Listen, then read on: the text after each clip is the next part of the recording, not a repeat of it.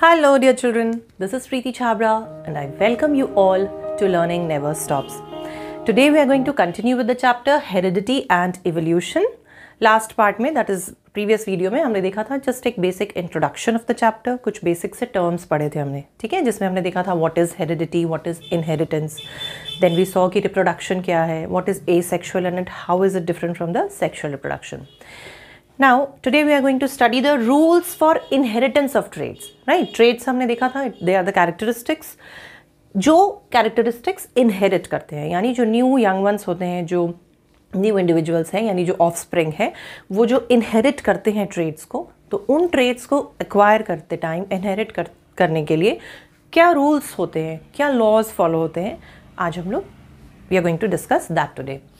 Now, हमने देखा था कि ये जो रूल्स ऑफ इनहेरिटेंस है, लास्ट वीडियो में ही हमने पढ़ा कि वो किसने दिए, किसने एक्सपेरिमेंट किया एंड किसने who worked out on how these traits will be inherited. It was Mendel, Gregor Mendel. Fine, Gregor Mendel जिनको साइंस और मैथ्स का बहुत नॉलेज था, who is known as the father of genetics.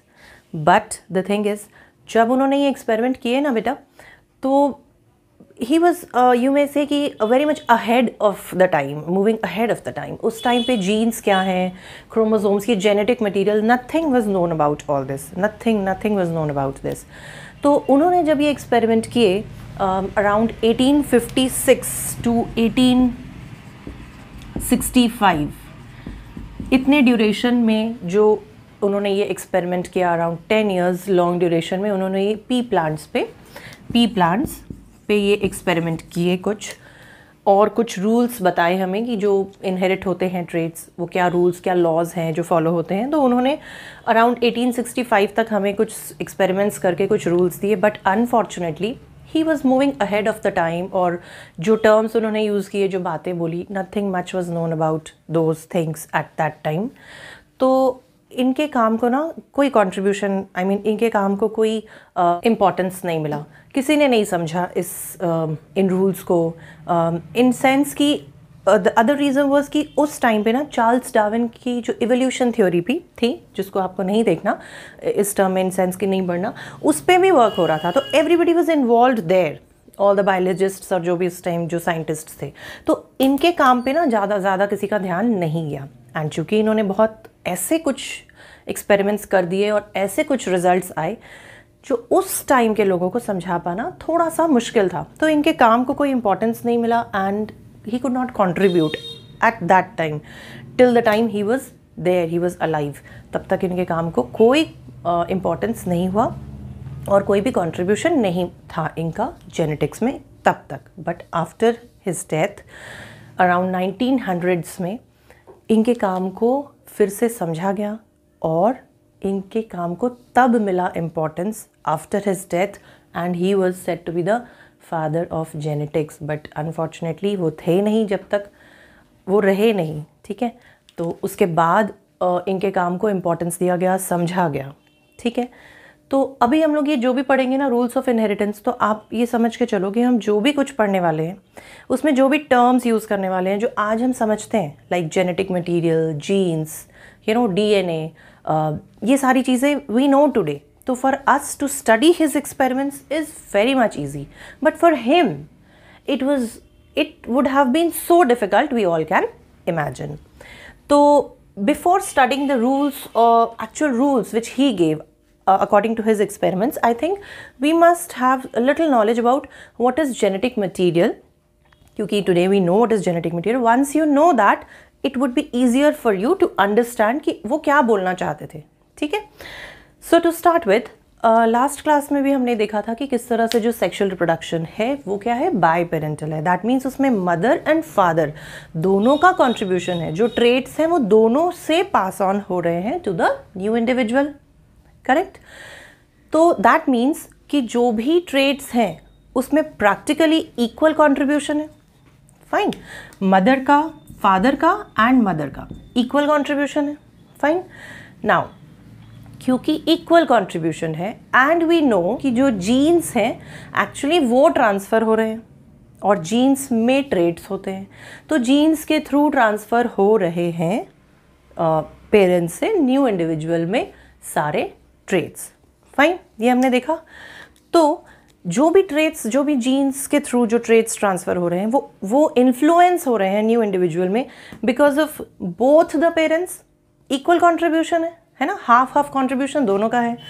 That means सारे के सारे traits दोनों ही पेरेंट्स से, paternal as well as maternal DNA से इन्फ्लुएंस हो रहे हैं। ठीक है, इक्वल कॉन्ट्रीब्यूशन है तो इक्वल इन्फ्लुएंस भी होगा। दैट मीन्स हर एक ट्रेट के लिए, हर एक जो भी कैरेक्टरिस्टिक्स हैं, हर एक कैरेक्टरिस्टिक किसी भी न्यू इंडिविजुअल में जो भी कैरेक्टरिस्टिक्स आने वाले हैं, जो कि वो इनहेरिट करने वाला है, एक्वायर्ड नहीं, जो इनहेरिट होने वाले हैं, जो उसको पेरेंट्स से मिलने वाले हैं, वो सारे के सारे ट्रेट्स के दो दो वर्जन होने वाले हैं। एक वर्जन जो मम्मा से मिलने वाला है, एक वर्जन जो उसको पापा से मिलने वाला है। करेक्ट, यही मतलब है। ठीक है, समझ आ रही है बात? जैसे मदर एंड फादर, ठीक है, इन्होंने इक्वल कंट्रीब्यूट किया और ये न्यू यंग वन बना। यानी जो भी ट्रेट्स हमारे न्यू इंडिविजुअल में, जो एक न्यू इंडिविजुअल आया, ऑफस्प्रिंग जो हुआ, उसमें जितने भी ट्रेट्स हैं उसमें हाफ मदर से मिले उसे और हाफ फादर से मिले उसे। ठीक है, तो जो इन्फ्लुएंस होगा उन ट्रेट्स का वो दोनों की वजह से होने वाला है। फाइन, दैट मीन्स कि इस यंग वन में जो भी ट्रेट्स हैं उसके दो दो वर्जन हैं, दो टाइप्स हैं, दो फॉर्म्स हैं यू में से। One which it got from the mother, that is the maternal DNA, and the other one which it got from the father, that is the paternal DNA. Fine. Here we are talking about humans, but this holds true for all the living organisms which show sexual reproduction. That is sexually जो reproduce करते हैं।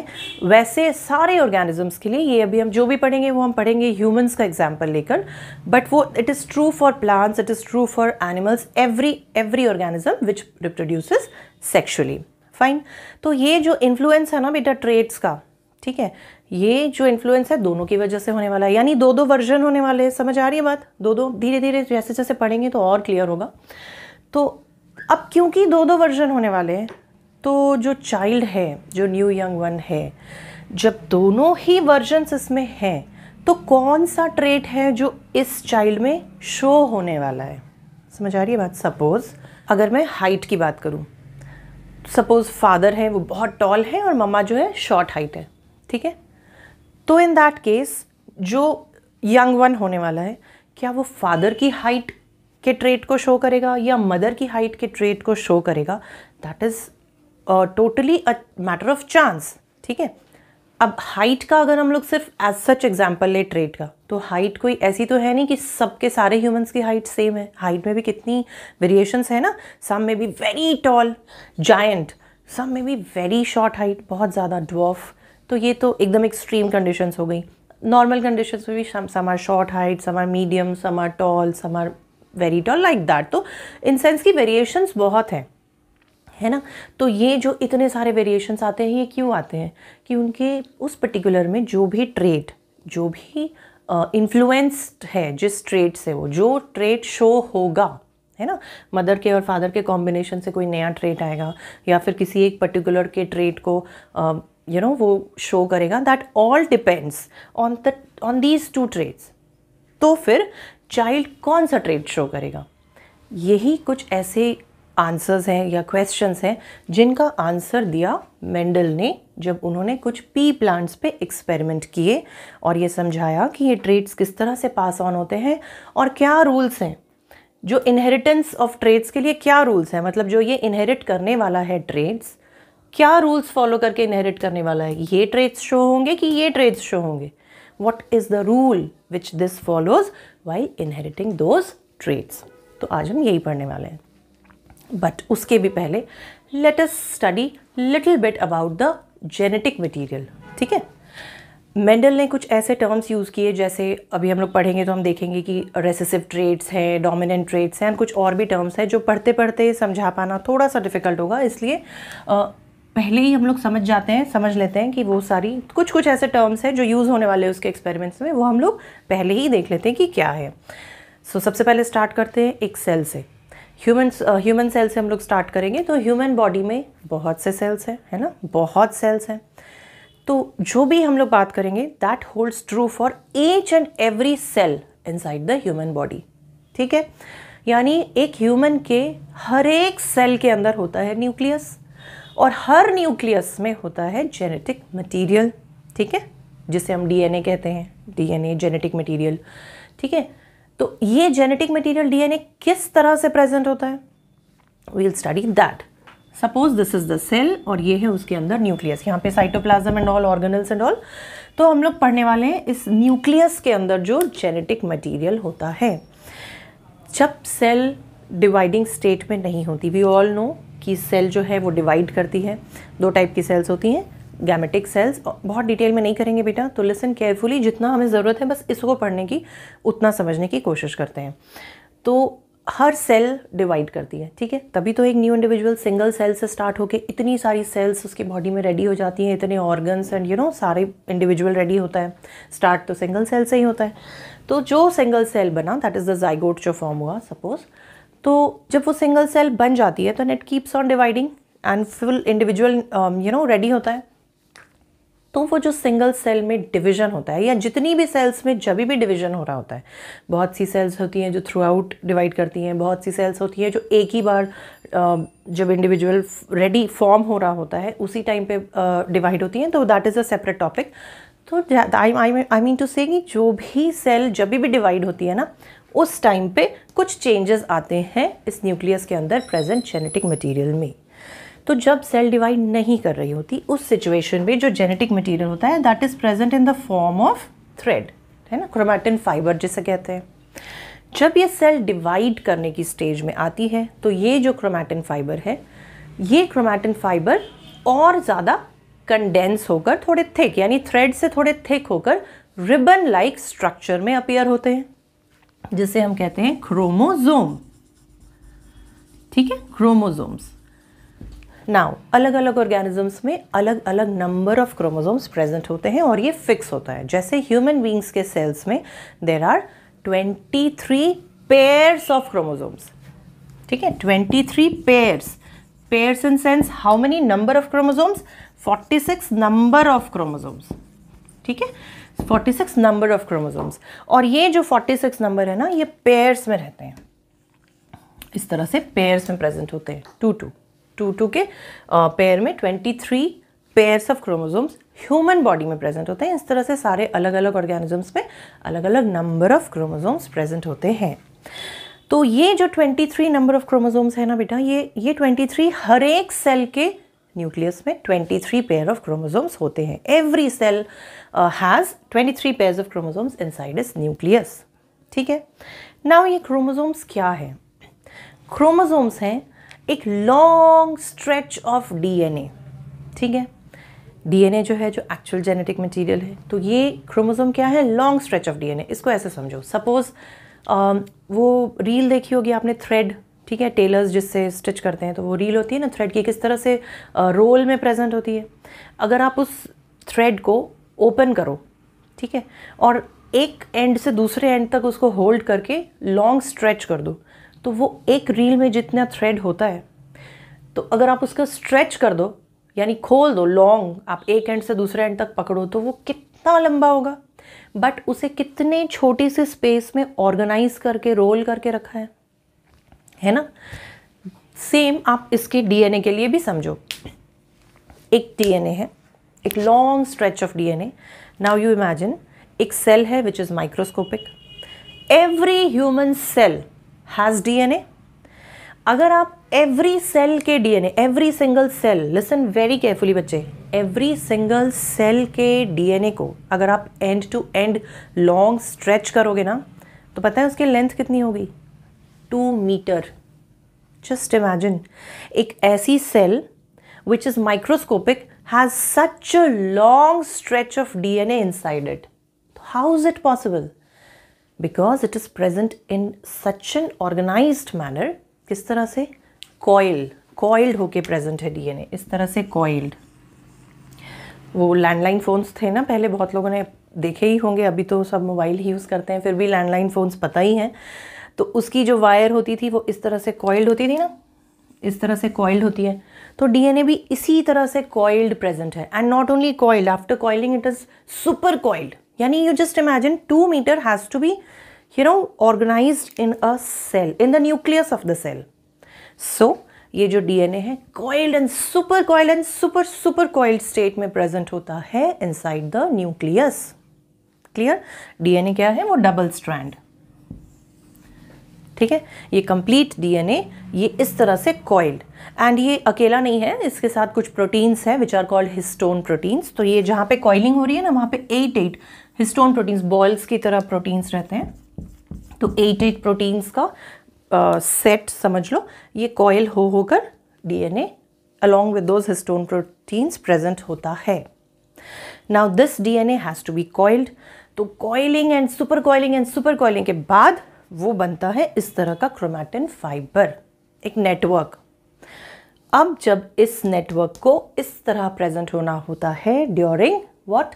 The cell division, तो इसमें ये और condense हो जाता है, और कंडेंस होने की वजह से ये बिल्कुल कॉम्पैक्ट होकर इस तरह से प्रेजेंट होता है. तो ये तो एक है, ऐसे 23 पेयर्स होते हैं. I hope I am clear. ठीक है, एक बार मैं शॉर्ट में बता देती हूँ. ये जो क्रोमोसोम है इस तरह से प्रेजेंट होते हैं. हर ह्यूमन सेल में 23 पेयर्स ऑफ क्रोमोसोम्स होते हैं. ये क्रोमोसोम्स इस तरह से दिखते हैं जब सेल डिवाइड होने वाली होती है, अदरवाइज वो इस तरह से थिन थ्रेड लाइक स्ट्रक्चर में, जैसे रील की जो अभी मैंने बात की थ्रेड की, अगर आप उसके थ्रेड को ऐसे ही खोलते जाओ एक हैप्पीजार्ड मैनर में उसको किसी सरफेस पे खोलो, तो वो थ्रेड एक दूसरे के ऊपर कॉइल होकर ऐसे ही नेटवर्क बना के रहेगा ना, जस्ट लाइक दैट यहाँ पे वो प्रेजेंट होता है. एंड जब सेल डिवाइड होने वाली होती है तो ये और कंडेंस हो जाते हैं, यानी और कॉइलिंग होती है, और क्रोमोसोम्स के फॉर्म में कॉम्पैक्ट होकर, थोड़े थिक होकर अपना प्रोसेस स्टार्ट करते हैं. तो that is a separate topic, वो सेल डिवीजन का, वो अभी हमें इसमें नहीं पढ़ना है. तो ये क्या है एक्चुअली क्रोमोसोम्स? ये क्रोमैटिन फाइबर एक्चुअली क्या है, क्या कॉइल्ड है, किस चीज़ का कॉइल है ये? एक्चुअली ये है डीएनए. ठीक है, which is coiled and super coiled and it's present like this. अब यहाँ जीन कहाँ है? ये जो डीएनए है ना बेटा, जो एक्चुअली इस फॉर्म में प्रेजेंट है, ये जो क्रोमोसोम है ये पेयर में रहते हैं. तो ये पेयर में जो रहते हैं, इसमें से ये जो दो, ये देखो, ठीक है, ये हो गए क्रोमोसोम, ये पेयर हो गया, यानी ये एक और ये एक. फाइन. तो ये एक जो पेयर बना के रहते हैं ना, इसमें से एक आता है फ्रॉम द मदर और एक होता है फ्रॉम द फादर. ठीक है, थोड़ा कंफ्यूजिंग है, बट थोड़ा सा ध्यान से समझो अब मैं क्या बोल रही हूँ. अभी तक हमने क्या देखा कि 23 पेयर्स ऑफ क्रोमोसोम्स होते हैं सारी, हर एक सेल में. यहाँ तक समझ आ गया? ठीक है बच्चे. नाउ जो पूरी बॉडी में सारी सोमैटिक सेल्स को छोड़कर एक और सेल्स होती हैं which are called the germ cells, है ना, गैमेट्स जिसे कहते हैं, यानी मेल में होते हैं स्पर्म्स और फीमेल में होते हैं ओवम, एग सेल्स. ठीक है, तो बस ये जो दो गैमेट सेल्स होते हैं ना बच्चे, जर्म सेल्स जो होते हैं, ये बस एक ऐसी सेल्स हैं पूरी बॉडी में, ह्यूमंस की मैं बात कर रही हूँ, जिसमें 23 पेयर्स ऑफ क्रोमोसोम्स नहीं होते हैं. उसमें होते हैं 23 नंबर ऑफ क्रोमोसोम्स. ये ऐसे गैमेट्स हैं, यानी जो गैमेट्स हैं वो ऐसे सेल्स हैं, जर्म सेल्स, जिसमें जो क्रोमोसोम होता है वो हाफ द नंबर में प्रेजेंट होता है. ठीक है, हाफ द नंबर में प्रेजेंट क्यों होता है? क्योंकि अल्टीमेटली इस ओवम और स्पर्म को ही कंबाइन करना है. ठीक है, यानी इन दो सेल्स को कंबाइन करना है. रिप्रोडक्शन क्या है? It is the combination of these two cells. तो इन दो सेल्स को ही कंबाइन करना है न्यू इंडिविजुअल जेनेटिक प्रोड्यूस करने के लिए. तो इन दो सेल्स को कंबाइन करना है, दैट मीन्स इनका जेनेटिक मटेरियल कंबाइन करने वाला है. फाइन, इनके क्रोमोसोम्स कंबाइन करने वाले हैं. इफ़ यू इमेजिन कि इसमें भी 23 पेयर्स होते और इसमें भी 23 पेयर्स होते, यानी 46 क्रोमोसोम्स होते और दोनों ही अपने क्रोमोसोम्स को कंट्रीब्यूट करते, फिर तो ये डबल हो जाना था इंडिविजुअल में, है ना, डबल हो जाना था, 92 हो जाता. तो ऐसे तो जनरेशन बाय जनरेशन तो क्रोमोसोम नंबर अभी कहाँ तक हो चुका होता है ना. तो वो नहीं हो सकता, दैट इज़ नॉट पॉसिबल. वो जो क्रोमोसोम नंबर है it has to be maintained. तो उसे मेंटेन करने के लिए जो जर्म सेल्स होते हैं ना, उसमें 23 पेयर्स नहीं होते, 23 नंबर ऑफ क्रोमोसोम्स होते हैं. Just imagine, everything is so beautifully designed by nature, है ना. तो 23 नंबर ऑफ क्रोमोसोम्स इसके होंगे, 23 नंबर ऑफ क्रोमोसोम्स इसके होंगे, and when they will combine to give the new individual, then again उसके पास आ जाएंगे 46 number of chromosomes, that is 23 pairs. तो तो नाउ यू गेट ये जो 23 पेयर्स हैं या जो 46 नंबर हैं उसमें से जो 23 पेयर्स हैं वो मिले हैं फादर से, और जो 23 नंबर मिले हैं फादर से एंड 23 नंबर ऑफ क्रोमोसोम्स मिले हैं मदर से, और कंबाइन करके फिर से हो गए उस न्यू इंडिविजुअल में 46 क्रोमोसोम्स। ठीक है, तो वो नहीं पढ़ेंगे, हम इस बात को समझेंगे अभी कि ये जो 23 पेयर है इसमें से हाफ कंट्रीब्यूशन यानी जस्ट हाफ जो ट्रेड्स का इन्फ्लुएंस होने वाला है वो होने वाला है मदर के साइड से एंड हाफ होने वाला है फादर के साइड से। क्लियर है? अब देखते हैं कि इस क्रोमोसोम में जीन्स कहाँ है। अल्टीमेटली तो जीन्स में ही ट्रेड्स हैं। तो ये देखो क्रोमोसोम क्या है, एक लॉन्ग स्ट्रेच ऑफ डीएनए है जो कॉइल्ड फॉर्म में प्रेजेंट है। ठीक है, कॉइलिंग एंड सुपर कॉइलिंग तो ये क्रोमैटिन के फॉर्म में प्रेजेंट है, दैट फाइबर्स के फॉर्म में जो कि डिवीजन के टाइम में बन जाते हैं क्रोमोसोम्स, वही क्रोमैटिन्स और कंडेंस होकर। क्लियर? तो अब ये जो डीएनए है ना बेटा, आप ऐसे समझो कि डीएनए में कोड्स प्रेजेंट है। कोड वर्ड होती है ना, कोड लैंग्वेज जो सीक्रेट लैंग्वेज होती है, तो वैसी ही कोई लैंग्वेज प्रेजेंट है न्यूक्लियोटाइड्स के फॉर्म में। ठीक है, न्यूक्लियोटाइड्स के फॉर्म में कुछ समझ लो कोड्स प्रेजेंट है, यानी कुछ न्यूक्लियोटाइड्स आप कुछ नंबर ऑफ न्यूक्लियोटाइड्स एक खास किस्म के कोड, कोई एक खास टाइप का कोड है, फिर दूसरे सेट ऑफ जो न्यूक्लियोटाइड्स हैं वो खास टाइप का एक कोड करते हैं। कुछ अगर आप उनको एनकोड करो तो खास एक इन्फॉर्मेशन, कुछ अलग सी इन्फॉर्मेशन मिलेगी। तो इस तरह से पूरे के पूरे डीएनए में, that is a long stretch of DNA में प्रेजेंट हैं कुछ कोड्स यानी न्यूक्लियोटाइड्स। तो इन्हीं डीएनए में, इसी कंप्लीट डीएनए में, ठीक है, अब डीएनए की मैं बात कर रही हूँ, दैट मीन्स ये डीएनए हर सेल में है। ठीक है, हर सेल में, हर क्रोमोसोम में है, और 23 पेयर्स ऑफ क्रोमोसोम्स हैं। क्लियर? डीएनए हर सेल में है, कहाँ है? क्रोमोसोम्स में है। हर सेल में कितने क्रोमोसोम्स हैं? 23 पेयर्स ऑफ क्रोमोसोम्स हैं। तो हर क्रोमोसोम एक स्ट्रेच ऑफ डीएनए है। ठीक है, नाउ हर क्रोमोसोम में स्ट्रेच ऑफ डीएनए है, हर डीएनए में कोड्स हैं, न्यूक्लियोटाइड्स हैं, जो जब एनकोड होते हैं तो particular type of traits show करते हैं। ठीक है, बट ये पूरा का पूरा डीएनए एक कंप्लीट कोड शो करे ऐसा नहीं होता। कुछ कुछ सेगमेंट्स होते हैं। जैसे अगर मैं इस पार्ट ऑफ डीएनए को अगर मैं इस तरह से लॉन्ग स्ट्रेच में दिखाऊं, तो सपोज दिस पार्ट, ठीक है, इन सब में ये सारे कोड वर्ड्स हैं, ये सारे कोड्स हैं, ये सारे न्यूक्लियोटाइड्स हैं, ATCG, ये सारे ATCG होते हैं वो न्यूक्लियोटाइड्स। तो सपोज यहाँ से यहाँ तक एक जीन है, gene 1 I mark it as, suppose यहाँ से यहाँ तक जीन 2 है। ठीक है, जिसके ट्रेट्स से हमें समझना है, जिनको हमें समझना है। समझ आ रहा है ना बेटा? ये डीएनए है, इसको मैंने स्ट्रेच करके दिखाया, ये पूरे डीएनए में न्यूक्लियोटाइड्स हैं, बट कुछ कुछ segments of the DNA are the genes. तो वो जीन्स, समझ आ रहा है, वो जीन्स होते हैं कुछ कुछ सेगमेंट्स ऑफ डीएनए जो जब एनकोड होते हैं, ये जो कोड वर्ड है ना, जब जो कोड्स हैं वो जब एनकोड होते हैं, एनकोड किस फॉर्म में होते हैं? इन द फॉर्म ऑफ प्रोटीन्स। ठीक है, in the form of proteins.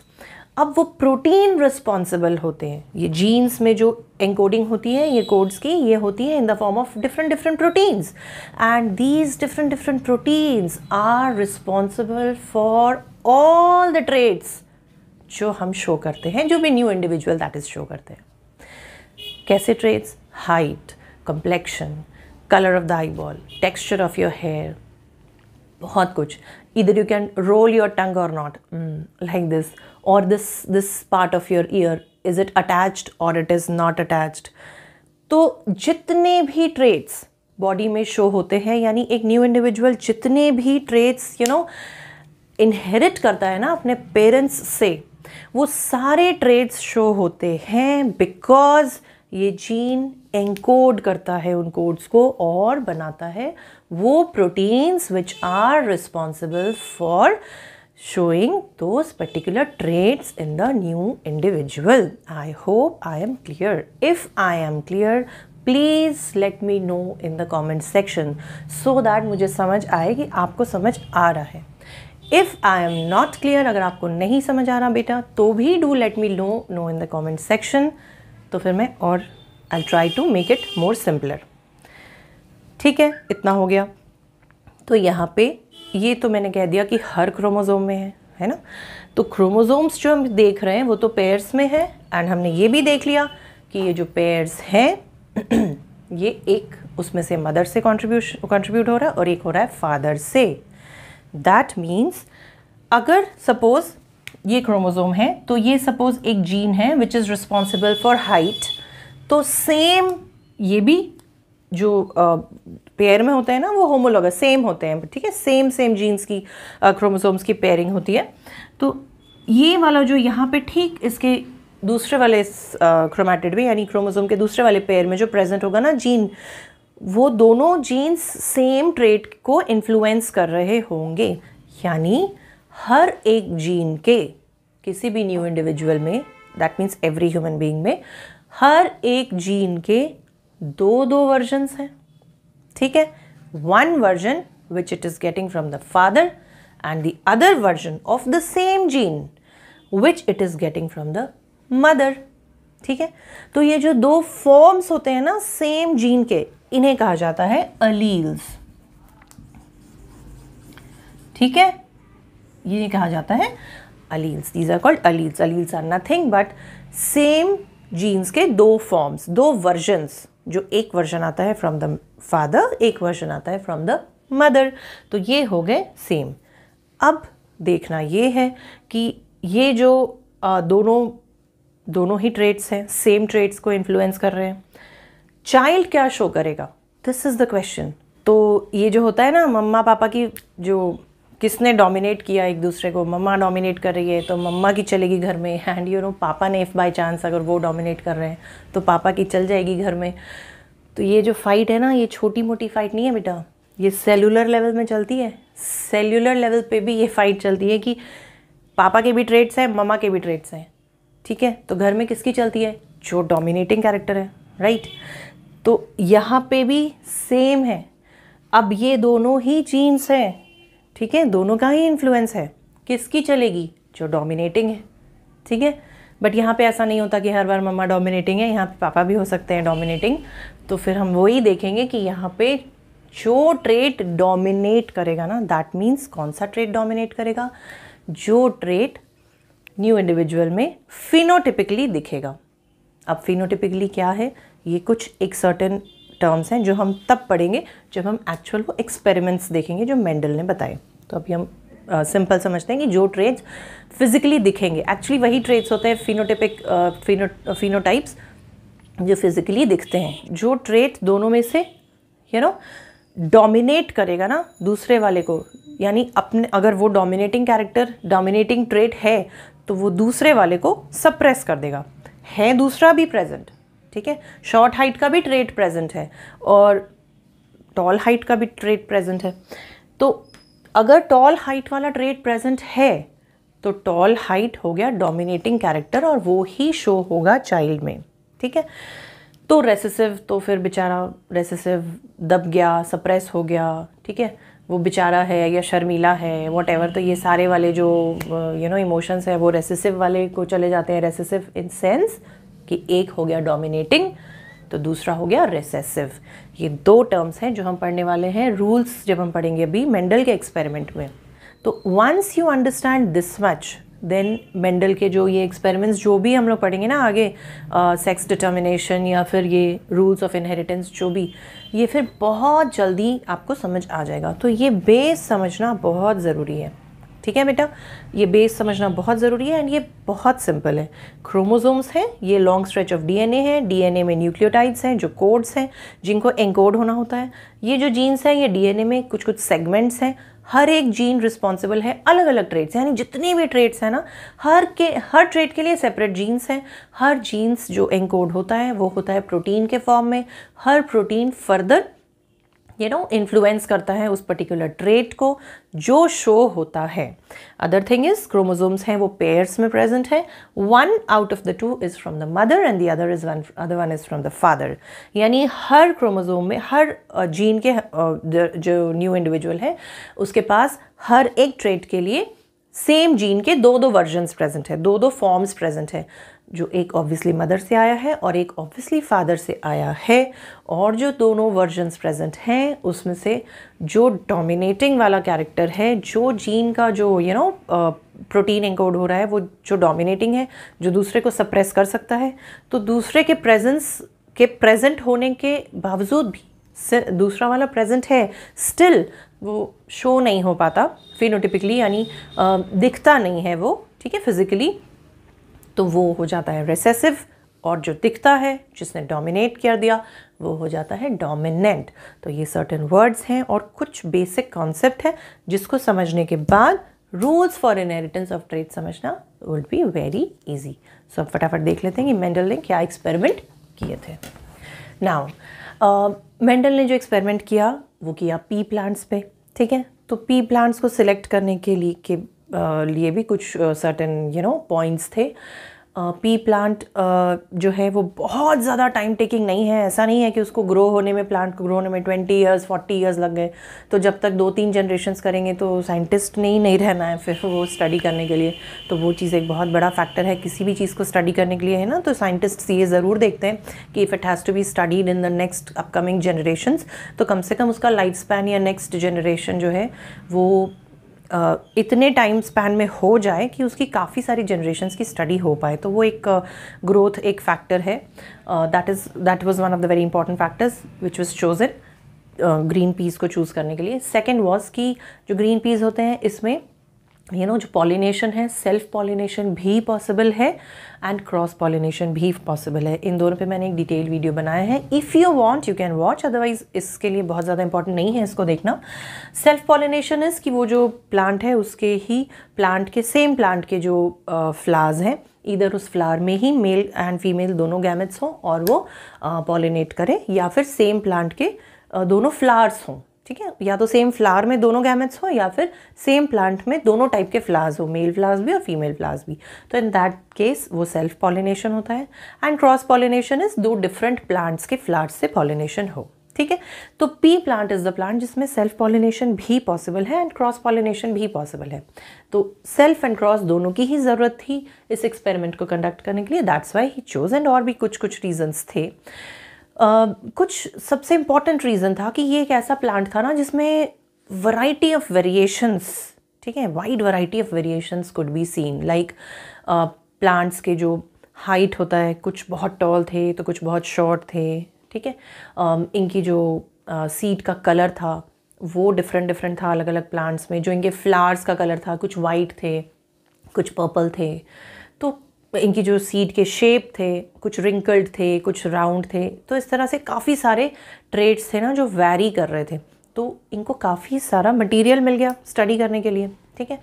तो he chose some 7 variation, 7 traits उन्होंने देखे। लाइक एक हाइट ले लिया, एक कलर ऑफ द फ्लावर ले लिया, एक शेप ऑफ द सीड ले लिया, लाइक दिस उन्होंने कुछ 7 ट्रेट्स लिए, ठीक है। कलर ऑफ द सीड्स हो गया, और इसमें सीड्स होते भी बहुत सारे हैं, ठीक है। तो कुछ ऐसे कैरेक्टर्स थे जिनको लेकर उन्होंने, कुछ ऐसे ट्रेट्स थे जिनको यूज़ करके उन्होंने अपने एक्सपेरिमेंट्स को कंडक्ट किया। फाइन। नाउ सबसे पहले उन्होंने, अब सारे के सारे ट्रेट्स को एक साथ तो स्टडी कर पाना पॉसिबल नहीं है आज की डेट में। इतना कुछ समझने के बाद एक बार का सोचा भी जा सकता है, बट जब कुछ भी नहीं, थिंक ऑफ द सिचुएशन जब कुछ नहीं पता, जीन्स नहीं पता, इन्होंने उसको फैक्टर्स बोला था, तो उस टाइम पे इतने सारे ट्रेट्स तो दिख गए, बट जब स्टडी करनी हो तो इतने सारे ट्रेट्स को एक साथ स्टडी नहीं किया उन्होंने। 1 ट्रेट को स्टार्ट किया समझना। सबसे पहले उन्होंने देखा हाइट ऑफ द प्लांट। तो प्लांट कुछ टॉल हाइट थे, कुछ शॉर्ट हाइट थे, ठीक है। तो इन्होंने क्या किया, उन टॉल के कुछ प्योर ब्रीड्स लिए। प्योर ब्रीड्स इन सेंस कि इन्होंने देखा उस गार्डन में वैरायटी है, टॉल भी है, शॉर्ट भी है। तो फिर उन्होंने टॉल वाले को पहले सेल्फ ब्रीड कराया, दैट इज सेल्फ पॉलिनेशन। तब तक कराया जब तक कि he got the pure breed. That means अब उस टॉल वाले को ग्रो कराने पे सिर्फ टॉल ही टॉल प्लांट्स मिल रहे हों, तो ऐसा एक ब्रीड लिया। एक लिया जिसको शॉर्ट था और सेल्फ ब्रीडिंग के बाद, सेल्फ पॉलिनेशन के बाद सिर्फ शॉर्ट प्लांट्स ही मिल रहे थे। तो 2 ऐसे प्लांट लिए उन्होंने, one was tall and the other was short. ये एक ट्रेट उन्होंने यूज़ किया एक्सपेरिमेंट को करने के लिए। नाउ अभी हमने देखा कि टॉल एक ट्रेट है, तो ज़रूर ये जीन की वजह से है। अब जीन के 2 वर्जन्स हैं, तो यहाँ पे ये वर्जन उन्होंने लिया कैपिटल T, एंड यहाँ पे इन्होंने जो वर्जन लिया स्मॉल t। नाउ 2 वर्जन्स हैं, ये तो समझ आ गया, दोनों के ट्रेट से इन्फ्लुएंस हो रहा है। यहाँ पे भी 2। अब ये टॉल का जो है कैपिटल T एंड शॉर्ट का स्मॉल t, इसलिए बिकॉज यहाँ पे टॉलनेस जो है ना वो डोमिनेंट है, ये डोमिनेंट कैरेक्टर है, एंड जो भी डोमिनेंट कैरेक्टर्स होते हैं ना, जैसे फर्दर भी हम लोग देखेंगे shape of the seed, size of the pod and जो भी हम लोग देखेंगे, उसमें से जो भी कैरेक्टर डोमिनेंट वाला होता है वो हमेशा कैपिटल लेटर में शो किया जाता है एंड सेम लेटर का स्मॉल, ठीक है, लोअर केस में शो करते हैं, उसी का रिसेसिव कैरेक्टर, ठीक है। तो रिसेसिव कैरेक्टर इन सेंस कि ये प्रेजेंट होने के बाद भी इसके प्रेजेंस में खुद को शो नहीं कर पाएगा, कि अगर ये प्रेजेंट है इन दोनों में से, सपोज इन दोनों में से ये तो प्योर हो गए, ऐसे भी कैरेक्टर्स हो सकते हैं अगर मदर से ये ट्रेट मिला हो और फादर से सपोज ये ट्रेट मिला हो, या वाइस वर्सा, कुछ भी हो सकता है। तो यहाँ पे तो दोनों सेम थे, ठीक है, इसको कहते हैं होमोजाइगस। ऐसे सिचुएशन ना जहाँ पे दोनों एलील सेम ही हो, इसे होमोजाइगस कहते हैं और इसे कहते हैं हेटेरोजाइगस। अगर ऐसी कंडीशन आए तो ये वाला जो है ना, एक डोमिनेंट और एक रिसेसिव में एक डोमिनेंट होना ही काफ़ी है। अगर एक डोमिनेंट भी रहा ना तो ये डोमिनेंट इसको सप्रेस कर देगा, ठीक है, कैरेक्टर इसका शो होगा, मतलब फिनोटिपिकली यानी फिजिकली जो दिखेगा, ठीक है। Now let us understand phenotypic and genotype क्या है। फिनोटाइप वो है जो फिजिकली दिखता है, जैसे अगर ये डोमिनेटिंग कैरेक्टर है ना, तो जो अगर हम लोग यहाँ plants, this goes for all the animals, all the human beings, every living organism, but since हम यहाँ पे पी प्लांट देख रहे हैं, तो जो पी प्लांट का इन्होंने tall plant and short plant लिया ना, तो इफ बोथ द एलील्स, ठीक है, आर डोमिनेंट एलील्स, तो भी प्लांट टॉल ही होने वाला है। If one out of the two alleles has this capital T, that means dominant allele, तो भी प्लांट टॉल ही होने वाला है। प्लांट शॉर्ट तभी होगा जब, यानी रेसेसिव कैरेक्टर तभी शो होगा जब दोनों ही एलील्स रेसेसिव होंगे, ठीक है। एक भी इन दोनों में से अगर डोमिनेंट हुआ तो जो दिखेगा, जो एक्चुअली प्लांट में शो होगा फिनोटिपिकली, फिजिकली जो हम देख पाएंगे, वो होगा डोमिनेंट वाला कैरेक्टर। तो यहाँ पे फिनोटिपिक मतलब समझ आ गया, जो फिजिकली दिखता है, जो भी कैरेक्टर शो होता हो, जो भी कैरेक्टर दिखता हो, वो उसका वो जो हमें दिखता है वो हो गया फिनोटाइप। बट एक्चुअली यहाँ पे ये तो ठीक है, बट इन तो दोनों ही केस में फिनोटिपिकली टॉल ही दिख रहा है, टॉलनेस तो हम देख पाएंगे, बट ये हो गया उसका जीनोटाइप। जीन्स कैसे हैं, जीन्स में क्या ये दोनों सेम है? इफ़ दोनों सेम है तो टॉल होना ही है। इफ़ दोनों सेम नहीं है, both the varieties of the alleles, both the forms of the alleles, if they are not same, in that case also genotypically ये सेम नहीं है, होमो नहीं, हेट्रो है, तब in that case also अगर हेट्रो के केस में एक डोमिनेंट होगा, दैट तभी तो वो हेट्रो होगा, अदरवाइज ये तो होमो ही है, ये भी होमोजाइगस है। तो हेट्रो कब होगा? जब डोमिनेंट और रेसेसिव दोनों एक एक अलील प्रेजेंट हो। तो हेट्रो के केस में जब दोनों ही प्रेजेंट हो, एक डोमिनेंट और एक रेसेसिव अलील, तो शो क्या होता है? जीनोटिपिकली ये है, बट दोनों ही हैं जीनोटिपिकली, बट फिनोटाइप में शो होता है जो डोमिनेंट कैरेक्टर होता है वो। क्लियर है? I think this is enough for today.